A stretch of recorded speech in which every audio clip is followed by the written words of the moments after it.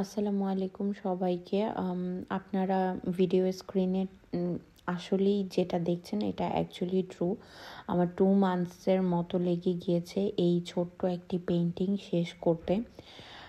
এই পেইন্টিংটা আমি এই প্রথমবার হলো যে আমি প্রথমে কোনো পেন্সিল দিয়ে এঁকে তারপরে হচ্ছে রং করেছি।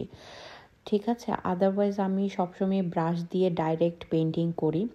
কিন্তু এই পেইন্টিংটার ক্ষেত্রে আমি আগে পেন্সিল আর্ট করেছি, তারপরে হচ্ছে রং করেছি ধীরে ধীরে।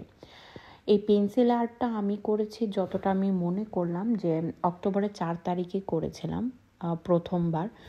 তারপরে আজকে হচ্ছে দেখতে দেখতে ডিসেম্বরের 13 তারিখ হয়ে গেল। তো আমি যখন কালকে ভাবছিলাম যে এটা কতদিন লাগলো, তো দেখলাম অ্যাকচুয়ালি 2 মান্থস হয়ে গেছে।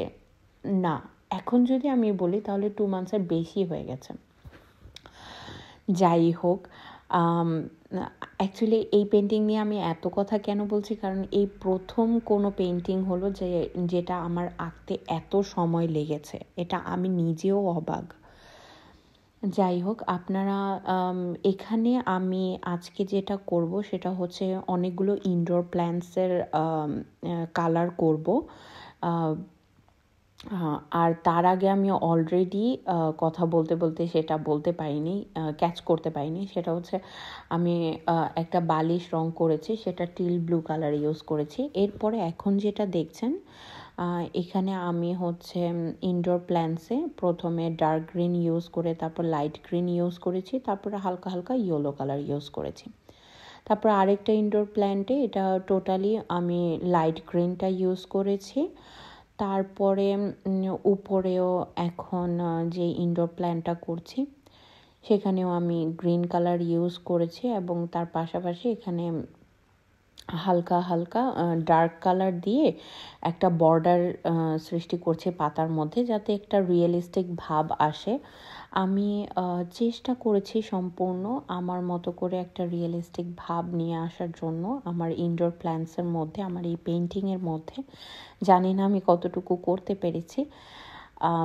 আপনারা অবশ্যই ভুলচুক হলে আমাকে বলবেন। এটা অবশ্যই খুব গুরুত্বপূর্ণ আপনাদের মতামতটা জানার, আমার জন্য অ্যাটলিস্ট। আচ্ছা, এখন হচ্ছে কি আমি এই টপের মধ্যে আপনারা দেখছেন আমি হালকা হালকা ইয়েলো কালার দিলাম। সেটা অ্যাকচুয়ালি আমি ছোট ছোট ইয়েলো ফুল দেওয়ার চেষ্টা করেছি। এরপর আপনারা দেখছেন যে আমি টপটা পেইন্টিং করছি ইয়েলো কালার দিয়ে। বেসিক্যালি আমার ইয়েলো কালার অত একটা পছন্দ না, কিন্তু আমার কাছে মনে হচ্ছে যে আমি যেহেতু একটা হোম ডেকোর আঁকছি, পেন্টিং করছি, তো ওইখানে কালার কম্বিনেশনটা অনেক বেশি দরকার। তো আমি ওইটা মেনটেন করার জন্য আমি এই কালারটা ইউজ করেছি। তারপর এই বালিশে আমি রয়্যাল ব্লু কালার ইউজ করছি। এরপর হচ্ছে আমি কার্পেটটা যেটা, সেখানে প্রথমে ইয়েলো কালার ইউজ করেছি।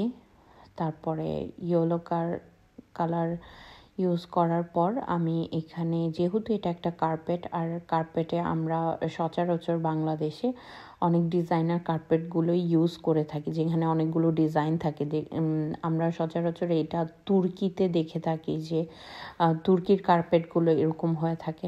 তো আমি ওইটাই মাথায় রেখে আমি এই কার্পেটটা শুধু ইয়েলো কালার রাখিনি, এখানে আমি বিভিন্ন কালার দিয়ে একটু ডিজাইন করে দিয়েছি, আলপনার মতো করে দিয়েছি। প্রথমেই আমি যেই রেড কালারটা ইউজ করেছি সেটা হচ্ছে ব্রিলিয়েন্ট রেড কালার বলা হয় এখানে। তারপরে এটাকে আমি 2.00 ব্রাশ দিয়ে পেইন্ট করেছি আলপনার মতো করে। কিন্তু পেইন্ট করে দেখলাম যে ব্রিলিয়েন্ট রেড কালারটা যখন ইয়েলো কালার উপরে পড়ছে, তো এই কালারের শেডটা একদম ডার্ক হয়ে গেছে।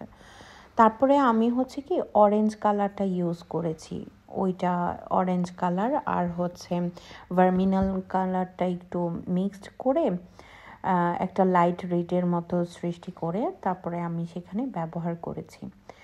এরপরে হচ্ছে যে আমি যে রঙটা ব্যবহার করেছি সেটা হচ্ছে ব্লু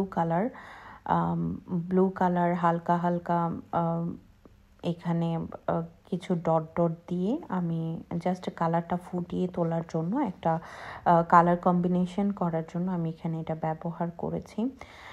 তারপরে হচ্ছে এই বাকি ডিজাইনটাও আমি ব্লু কালার দিয়েই কমপ্লিট করেছি। এই হচ্ছে আজকে আমার পেইন্টিংটা, আমার হোম ডেকোরটা আজকে শেষ হলো। আশা করি আপনাদের ভালো লেগেছে। যদি ভালো লেগে থাকে তাহলে প্লিজ আমাকে ফলো করবেন, আমার জন্য দোয়া করবেন। আসসালামু আলাইকুম সবাইকে।